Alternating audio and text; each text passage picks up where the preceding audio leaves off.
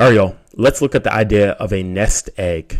Nest egg is a sum of money or assets that someone sets aside, usually over time, for a specific purpose, most often for retirement. So that's why you see these eggs and money there.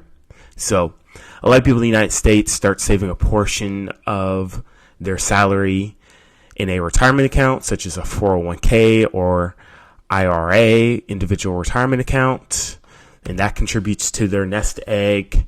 And other people invest in brokerage accounts such as index funds, bonds, or sometimes they buy property that they can use later that can be considered part of their nest egg. So basically, in short, a nest egg is money or assets that you set aside over time, usually for retirement. So let's look at how to say, or the idea of nest egg in French.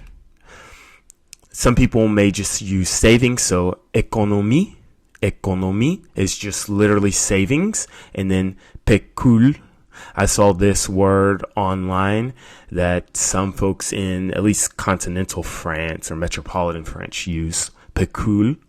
And then in Castellano, we have ahorros, which is just savings. And then we have un colchón, which is basically a mattress, but used figuratively for a financial cushion or safety net. So thanks for watching. Hope it's helpful.